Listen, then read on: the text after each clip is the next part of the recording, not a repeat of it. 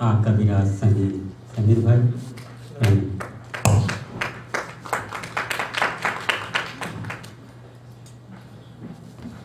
राकेश जी कुंडली की फरमाइश कर रहे हैं, आवाज आ रही? थोड़ा और आप ठीक हुई आवाज? हाँ, हो रहा है।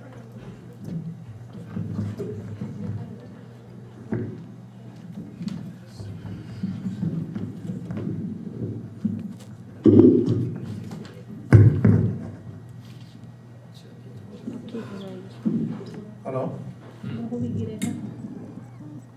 अब शायद आ जाए, पता नहीं कुछ हो गई कुछ बात। ठीक, अब अगर आवाज वहाँ तक नहीं आ रही है तो आप आवाज तक आ जाइए। थोड़ा आप लोग भी आगे आ सकते हैं। वैसे मुझे लगता है आवाज आएगी अब। तो हाँ, आप क्या तो ये कुछ कुंडलियाँ, अब उसको मैं कुंडलियाँ नहीं कहता, क्योंकि कुंडलियाँ तो बड़े नियमों से लिखी जाती हैं। शुरू में मैं लिखता था तो बहुत नियम और पूरी गिनती लगा के लिखा करता था। फिर मुझे ख्याल आया कि अरे भाई, भारत के कब तक नियम पे चलते रहेंगे, तुमने तोड़ दिए सारे नियम। उसको मुंडलियाँ कहते हैं। ये मुंडलियाँ भी आपके फुर्सतिया जी का दिया हुआ नाम है, उन्होंने उसको मुंडलियाँ कहना शुरू किया। तो ये ऑफिस के कुछ मंत्र हैं जो मैंने अनुभव से प्राप्त किए हैं कि जब भी आप ऑफिस में काम करें तो कैसा माहौल रहना चाहिए, किस ढंग से काम करें कि आप सक्सेसफुल हो जाए। तो लेकिन अप्लाई अपनी जिम्मेदारी पे करिएगा। मैंने किया, मैं सक्सेसफुल रहा। सुनिए, मैनेजर से मत लीजिए कभी भी पंगा, मैनेजर से मत लीजिए कभी भी पंगा। आप जरा जरा सी बात पर वो दे देता है श्राप, वो दे देता है श्राप। आप उसको खुश करते जाओ, प्रमोशन मिल जाएगा, साथ में बोनस पाओ। चमचागिरी का आप नया इतिहास बनाना, जब भी वो घर जाए उसी के बाद में जाना। और गलती कभी ना मानिए जब दफ्तर का हो काम। क्या बात। गलती कभी ना मानिए जब दफ्तर का हो काम। गलती तो स्वभाव है, आखिर तुम भी हो इंसान। तुम भी हो इंसान, दिल से यह मंत्र लगा लो, जो साथी छुट्टी पर हो बस उसके नाम लगा दो। कहत समीर की जब वो बंदा वापस आएगा, बात हमारी मानिए मामला ठंडा जाएगा। ऑफिस से जब घर चलो फाइल लाद लो सारी, ऑफिस से जब घर चलो फाइल लाद लो सारी।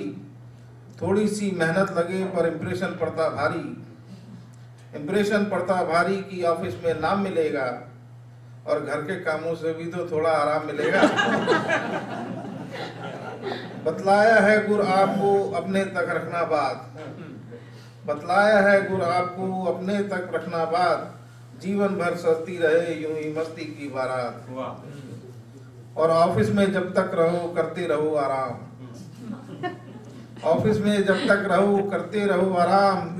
फाइलों का जब ढेर हो तभी मिले सम्मान, तभी मिले सम्मान की आज जो कीजिए सारे काम, कल फिर ऑफिस आकर क्या करिएगा श्रीमान।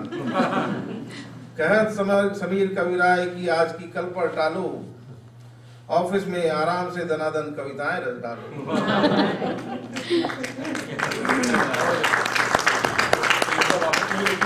सारी ऑफिस की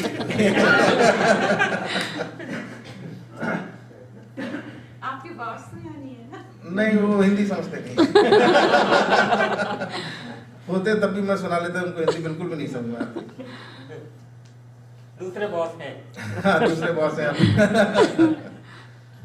अच्छा, ये थोड़ा फिर से एक सीरियस नोट पे आते हैं।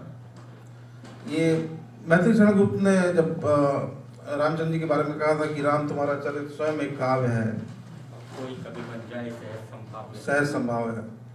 तो उसको देख के एक बार हरिशंकर प्रसाई जी ने कहा, जब इमरजेंसी में सारे नेता बंद हुए जेल में और निकल के आए तो सब कवि हो गए, तो उन्होंने कहा था कि कारावास वैसे भी एक काव्य है, और कोई कवि कब बन जाए स्वयं संभाव है। और मैं इसको विदेश प्रवास के लिए भी ऐसा ही मानता हूँ कि विदेश प्रवास भी स्वयं में एक काव्य है, और कोई कवि बन जाए बड़ा सा संभाव है। तो उसी ढंग से मैं भी कवि बना। तो उस प्रवासी पीड़ा को दर्शाती हुई मेरी प्रस्तुति है कि बहुत खुश हूँ फिर भी न जाने क्यों, कि बहुत खुश हूँ फिर भी न जाने क्यों। समीर भाई, एक मिनट में आपको बता दूं, ये समीर जी जो रचना सुना रहे हैं, अभी फिल्म आने वाली है अगले 2-3 महीने में, उस फिल्म में ये गीत इनका शामिल है। प्रभाषी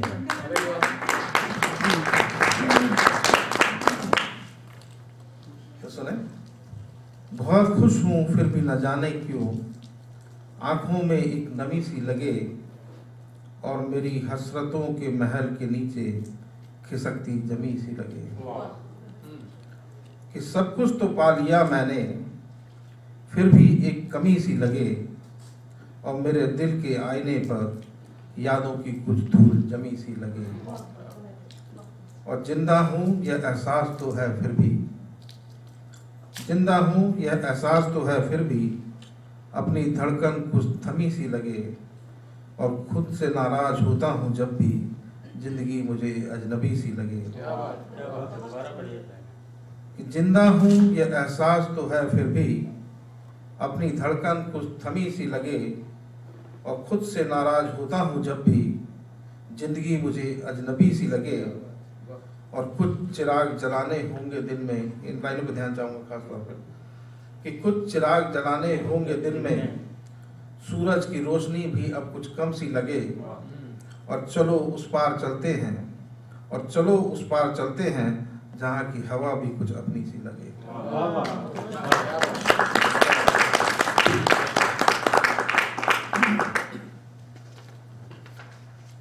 चलिए, थोड़ा सा सीरियस हो गई थी तो फिर हल्के से व्यंग के मूड में। और ये ऐसी हास्य की कविता है जो कि आखिरी में जाके आपको थोड़ा सा सोचने के मजबूर करेगी। और इतनी शाम हो गई, नेताजी की बात नहीं हुई तो अच्छा भी नहीं लग रहा था कुछ, कि नेताजी बहुत महान हैं और समाज सेवा बस इनका काम है। और वो जो जेल देखते हो जहाँ जाना भी हराम है, न जाने कितने कैदी वहाँ के इनके भाई के समान हैं, और अंदर ही सारे इंतजाम हैं। नेताजी बहुत महान हैं, नेताजी बहुत महान हैं। और कल तक जहाँ झोपड़ियाँ थीं, कल तक जहाँ झोपड़ियाँ थीं, आज कितना खुला मैदान है, और उस पर बना इनका होटल इस शहर की शान है, और विदेशों तक इसका नाम है। नेताजी बहुत महान है, समाज सेवा काम है। और वो भीड़ लगी देखिए, और वो भीड़ लगी देखिए, भक्तों की कतार है। नेताजी का बंगला नहीं लगता कोई तीर्थ धाम है, आप बिल्कुल भगवान के समान हैं, नेताजी महान हैं। और ये आखिरी लाइनों पे आपकी बात चाहूँगा कि उस अनाथालय को देखिए, उस अनाथालय को देखिए, रुपये की तो बात ही नहीं।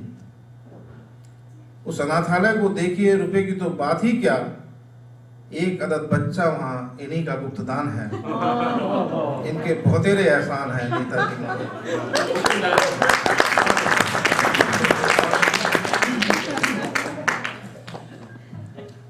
बहुत बहुत धन्यवाद समीर भाई। और अब मैं आमंत्रित करूँगा विशाखा जी को। विशाखा जी आए और अपनी मधुर आवाज़ में गीत गाकर सुनाएं। गीत शब्दों की टहनी पर गीतों के फूल यादों में आए, फिर से झूला झूल आइए।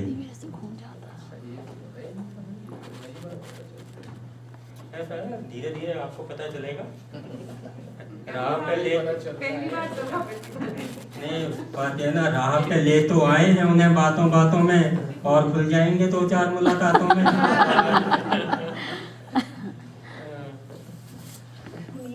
मुझे न तो मैंने गाना सीखा है, न कभी कोशिश की है कि मैंने न तो गाना सीखा है, न तो कोशिश की है कि कभी भीड़ में गाऊं।